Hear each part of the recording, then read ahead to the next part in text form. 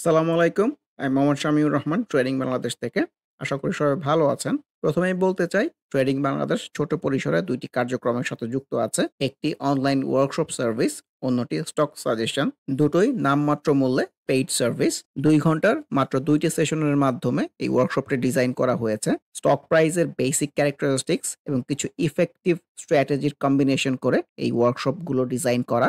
নতুন কিংবা পুরাতন যেকোনো ধরনের বিনিয়োগকারী এই ওয়ার্কশপে অ্যাটেন্ড করতে পারবেন। যারা প্র্যাকটিক্যালি ট্রেডিংটা হাতে কলমে শিখে রেগুলার ইনকাম জেনারেট করতে চান, তারা চাইলে ট্রেডিং বাংলাদেশের এই ওয়ার্কশপ কার্যক্রমে যুক্ত হতে পারেন। এর বাইরে যারা চাকরি, ব্যবসা কিংবা অন্য যেকোনো ধরনের কাজের জন্য রেগুলার এই মার্কেটটা ফলো করতে পারেন না, কিন্তু স্টক মার্কেটের সাথে কানেক্ট থাকতে চান, তারা চাইলে ট্রেডিং বাংলাদেশের স্টক সাজেশন সার্ভিসটা অ্যাভেইল করতে পারেন। এর বাইরে এই চ্যানেলে ট্রেডিং বেসিক্স নামে একটি প্লেলিস্ট রয়েছে।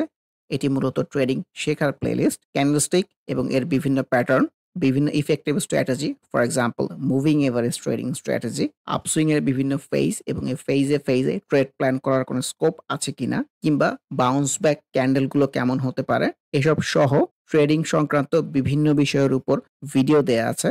যে যেখানে আছেন সেখান থেকেই ট্রেডিং বেসিক্স প্লেলিস্টটি ফলো করে ট্রেডিং সম্পর্কে আইডিয়া নিতে পারেন।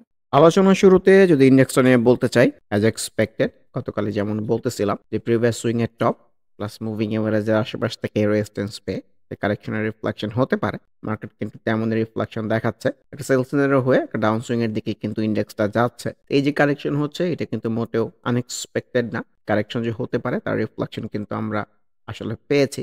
এটাকে এইভাবেও বলা যায়, এই রিফ্লেকশনটা কিন্তু অলরেডি মার্কেট দিয়েছে এই সেল সিনারিও টাইপ ক্যান্ডেলের মাধ্যমে। তারপরেই কিন্তু কারেকশনটা অব্যাহত আছে। সো ইন্ডেক্স যেহেতু ডাউন ট্রেন্ডে চলতেছে, তো ডাউন ট্রেন্ডের আপসুইং গুলো ছোট ছোটই হয়, এটাও আমাদের কনসিডারেশনের মধ্যে রাখতে হবে।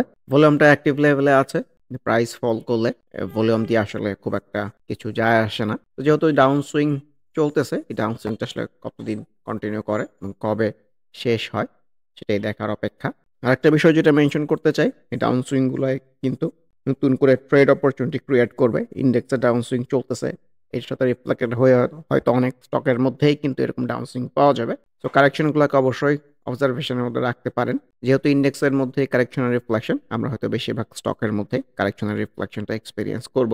ইন্ডিভিজুয়াল স্টক আলোচনার শুরুতে যদি জিল বাংলার কথা বলি, ডাউন সুইং এর পরে তো একটা গ্রিন ক্যান্ডেল পাওয়া গেছে, ভলিউমটাও ডেভেলপ করেছে। তো ভলিউমের অ্যাক্টিভিটি থাকলে কিন্তু এখান থেকে একটা আপসুইং হতে পারে। জায়ান্ট স্পিনিং এর কথাও বলতে চাই, একটা রিটেস্ট পেলে এটাও কিন্তু খুবই সুন্দর ট্রেড প্ল্যান করার জায়গা হবে আপকামিং ডেইজ। ওয়াইপিএল আনইউজুয়াল ভলিউমের রিফ্লেকশনটাই কিন্তু পাওয়া গেছে, সেল সিনারিওর কথাই মেনশন করতে চাই। ওয়েস্টার্ন মেরিয়ান শিপইয়ার্ডের মধ্যেও কিন্তু প্রপার সেল সিনারিও, আনইউজুয়াল ভলিউমের অ্যাক্টিভিটিও আছে, এক্সপেক্টেড কারেকশন। গতদিনই যেমন মেনশন করতেছিলাম, যেহেতু আসলে ভলিউম টলিউম চলে আসছিল গতদিনই, একটা ইন্ডিকেশন পাওয়া গিয়েছিল এই সুইংটা হয়তো বেশি দূর কন্টিনিউ করবে না। আমার কাছে কারেকশনের রিফ্লেকশনটাই মনে হচ্ছে। ওয়াটার কেমিক্যালের কথাও বলতে চাই, আপওয়ার্ড বাউন্স ব্যাক, ভলিউমটা অ্যাক্টিভ রাখতে পেরেছে। ভলিউমের অ্যাক্টিভিটি আপকামিং ডেইজ ভাইটাল হবে। উত্তরা ব্যাংকের মধ্যেও ক্যানেল ওয়াইজ কিন্তু সেল সিনারিও টাইপ, যেহেতু ভলিউমটা অ্যাক্টিভ যদি রাখতে পারে তাহলে কিন্তু আপসুইং আর ফেস হলেও হতে পারে। সো অবজারভেশনে তো রাখতে পারেন। ইউনিক হোটেলের মধ্যে যদি ক্যান্ডেল ওয়াইজ বলি, খুবই সুন্দর ক্যান্ডেল এসছে, এখন বাউন্স ব্যাক টাইপে এসছে। এরকম আমরা এই ধরনের ক্যান্ডেল এখানে পেয়েছিলাম, ফ্রুটফুল হয় নাই। এখন এই বাউন্স ব্যাকটা ফ্রুটফুল হয় কিনা এটি দেখার অপেক্ষা। তশরিফাকেও অবজারভেশনে তো রাখা যেতে পারে, প্রপার একটা সাইড সুইং এর মধ্যেই আছে, ক্যান্ডেল ওয়াইজ খারাপ না, চার্টে সবুজ আসতেছে। সো এখান থেকেও কিন্তু একটা আপসুইং এক্সপেক্টেড। যে সকল স্টকের খুবই সুন্দর কারেকশন হচ্ছে তার মধ্যে কিন্তু টেকনো ট্রাক অন্যতম। সো অবজারভেশনের ভিতরে রাখতে পারেন, এই কারেকশনটাই কিন্তু আপকামিং ডেইজ প্রফিট নিয়ে আসবে। সান লাইফ ইন্স্যুরেন্সের কথাও বলতে চাই, যেহেতু এই বাউন্স ব্যাকটাও খুব সুন্দর রিফ্লেকশন দেখাতে পারে নাই, নতুন করে কিন্তু কারেকশনের ফ্লোতেই ভাবা উচিত। সোনারগাঁওয়ের মধ্যেও ক্যান্ডেল ওয়াইজ সেল সিনারিও একটা আনইউজুয়াল আপসুইংয়ে হচ্ছে, এটি বলতে চাচ্ছি। যেহেতু নতুন করে ভলিউমটা ডেভেলপ করতে পেরেছে, সো এখান থেকেও সুইং আরও ফেস হতে পারে। এসবিএসসি ব্যাংকের ক্যান্ডেল ওয়াইজ রিফ্লেকশনটা তো ভালো, ভলিউমটা অ্যাক্টিভ রাখতে পারলে এখান থেকেও কিন্তু প্রপার একটা আপসুইং হতে পারে। সন্ধান ইন্স্যুরেন্সকে অবজারভেশনের মধ্যে রাখতে পারে, যেহেতু কারেকশন হচ্ছে না, প্রপার একটা সাইড সুইং মেনটেন করেই চলতেছে। আজকে আবার ভলিউম পেয়েছে, সো ভলিউম ডেভেলপ রাখতে পারলে কিন্তু এখান থেকে একটা আপসুইং এক্সপেক্টেড। এছাড়াও ছোট্ট একটা আপসুইং এর পরে একটা সেলসিনো টাইপ ক্যান্ডেলই কিন্তু এসছে, মুভিং এভারেজ পাশ থেকে এসছে। সো মুভিং এভারেজটাই এখন একটা রেজিস্ট্যান্স হিসেবে কাজ করে, ডাউন সুইং শুরু হয়ে যেতে পারে। রূপালী ব্যাংক ক্যান্ডেল ওয়াইজ তো আমার কাছে সেলস মনে হচ্ছে, কিন্তু আজকেও ভলিউম পেয়েছে। ভলিউম যদি অ্যাক্টিভ রাখতে পারে, এখান থেকেও কিন্তু একটু কারেকশনে এসেও একটা আপসুইং এক্সপেক্টেড হতে পারে। রিলায়েন্স ওয়ানের কথাও বলতে চাই, খুবই সুন্দর একটা আপসুইং হচ্ছে, ভলিউমটাও অ্যাক্টিভ লেভেলে আছে। আর রিসেন্ট টাইমস যদি বলি, কনভেনশনাল একটা রেজিস্ট্যান্সের জায়গা ছিল, সেটা কিন্তু আজকে ব্রেক করেছে। সেলসিনাও থেকে কিন্তু একটা ফেজ ওয়াইজ আপসুইং এর দিকে গেছে। সো অবজারভেশনের মধ্যে রাখতে পারেন। সবকিছু মিলিয়ে looks very good to me. Low পেডের মধ্যে রহিমা ফুডকে অবজারভেশনের মধ্যে রাখতে পারেন, খুবই সুন্দর কারেকশন হচ্ছে, ভলিউমটাও পাচ্ছে। কারেকশনের প্রেক্ষাপট থেকে পিটিএল কেও কিন্তু অবজারভেশনের মধ্যে রাখা যেতে পারে। প্রিভিয়াস সুইং এর বটম এইসব জায়গায় আসলে কিন্তু এটাও সুন্দর ট্রেড প্ল্যান করার জায়গা হতে পারে যদি একটা বাউন্স ব্যাক পাওয়া যায়। প্রভাতে ইন্স্যুরেন্সের মধ্যে সেলসোনো টাইপ ক্যান্ডেলই আসতেছে। লোপেডের মধ্যে ফার্মাইডের কারেকশনটাও খুবই সুন্দর, অবজারভেশনের ভিতরে রাখতে পারেন। পেনিনসুলা একটা half water Reiter's type scenario বলতে চাই, আজকে আবার ভলিউম পেয়েছে, সাইড সুইং এর মধ্যে আছে, এটা একটা পজিটিভ বিষয়। এটাই দেখতে চাই এই সিনারিওটার পজিটিভ রিফ্লেক্টেড হয় কিনা।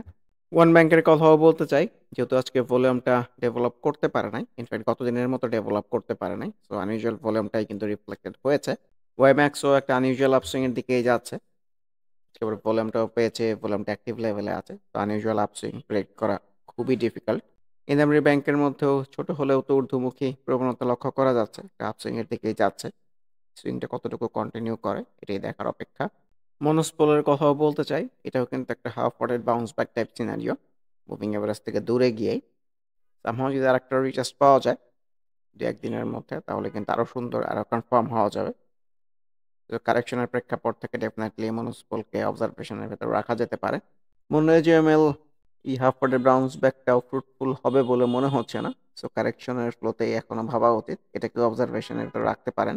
মিরাকল তো রিফ্লেক্টেড হয়েছে, ভলিউমের ডেভেলপমেন্টটা ভাইটাল হবে, ভলিউম অ্যাক্টিভ থাকলে কিন্তু এখান থেকে সুইংটা আরো উপরের দিকে যেতে পারবে। মিলান ব্যাংকের কথাই তো বলছিলাম, যে কতদিনের ক্যান্ডেলটা ভালো ছিল একটা সাইড সুইং এর পরে, আজকে কিন্তু খুবই সুন্দর রিফ্লেক্টেড হয়েছে, ভলিউমটা পেয়েছে। ভলিউম অ্যাক্টিভিটি থাকলে এই প্রিভিয়াস সুইং টপ যেগুলো, মানে একটা কনভেনশনাল রেজিস্ট্যান্স, এটাও ব্রেক করে কিন্তু উপরে চলে যেতে পারে, তো অবজারভেশনের ভিতরে রাখতে পারেন। লিন্ডিমিটির মধ্যেও কিন্তু হাফ ওয়াটেড বাউন্স ব্যাক, যে ফ্রুটফুল হয় কিনা এই দেখার অপেক্ষা। জায়গাটা ভালো, মুভিং এভারেজ আশেপাশ থেকে এসছে, সো ইন্ডেক্সের উপরেও অনেক কিছু ডিপেন্ডেন্ট হবে ইনফ্যাক্ট। লেগাসি ফুডের মধ্যেও তো কারেকশনের রিফ্লেকশনটা পাওয়া গেছে, নিচে এসে যদি আবার বাউন্স ব্যাক পাওয়া যায়, সেটাকে নতুন করে ট্রেড প্ল্যান করার জায়গা হতে পারে। কেপিপিএল আজকেও তো ভলিউম পেয়েছে, সুইংটা উপরের দিকে যাচ্ছে, সো এটাই দেখতে চাই ওর এই ঊর্ধ্বমুখী প্রবণতা কতদিন কন্টিনিউ করে। খান ব্রাদার্স আজকেও তো পজিটিভলি রিফ্লেক্টেড হয়েছে, কিন্তু ভলিউমটা একটু বেটার ডেভেলপ করতে পারলে ভালো হতো, so let's see. ISN looks good to me, ভলিউমটা গ্র্যাজুয়ালি ইমপ্রুভ করার চেষ্টা করতেছে, সুইংটা উপরের দিকে যাওয়ার রিফ্লেকশন, সো ডেফিনেটলি অবজারভেশনের মধ্যে রাখা যেতে পারে। Islami bank still is in sell scenario. আইপিডিসির কারেকশনটা অবজারভেশনের মধ্যে রাখা যেতে পারে, প্রপার কারেকশন হচ্ছে, বাউন্স ব্যাক পেলে যে কিন্তু সুন্দর ট্রেড প্ল্যান করার জায়গা হতে পারে। ব্যাংক সেক্টরের মধ্যে আইএফআইসি আনইউজুয়াল ভলিউমের রিফ্লেকশনটাই কিন্তু পাওয়া গেছে, এক্সপেক্টেড কারেকশন। কারেকশনের প্রেক্ষাপট থেকে আইসিবি কে অবজারভেশনের মধ্যে রাখেন, আজকের কারেকশনকেই কিন্তু আগামী দিনের প্রফিট। জিপির মধ্যেও ক্যান্ডেল ওয়াইজ রিফ্লেকশনটা ভালো, so let's C. Global heavy chemicals খুবই সুন্দর, সুইংটা উপরের দিকে যাচ্ছে, আজকে আবার ভলিউমটা গতদিনের মতো ডেভেলপ করতে পারে নাই, ক্যান্ডেলস্টিক উপর উইকও আসছে, সেটাই দেখতে চাই আপসুইংটা আসলে কতটুকু কন্টিনিউ হয়। ফাইন ফুডস আজকে তো খুবই সুন্দর রিফ্লেক্টেড হয়েছে, কিন্তু এটাকে আমি আসলে একটু আনইউজুয়াল ভলিউমের অ্যাক্টিভিটি বলতে চাচ্ছি। নর্মালি এই ধরনের আনইউজুয়াল ভলিউম আসলে তো সুইংটা খুব একটা বেশি দূরে যেতে পারে না, তো সেল সিনারিও হয়ে একটা কারেকশন এক্সপেক্টেড হলেও হতে পারে। ইএল এর মধ্যেও কিন্তু একটা বাউন্স ব্যাক টাইপ সিনারিও এসছে, ভলিউমটাও ডেভেলপ করেছে, নতুন করে ভলিউম গেইন করতে পারলে কিন্তু সুইংটা উপরের দিকে গেলেও যেতে পারে।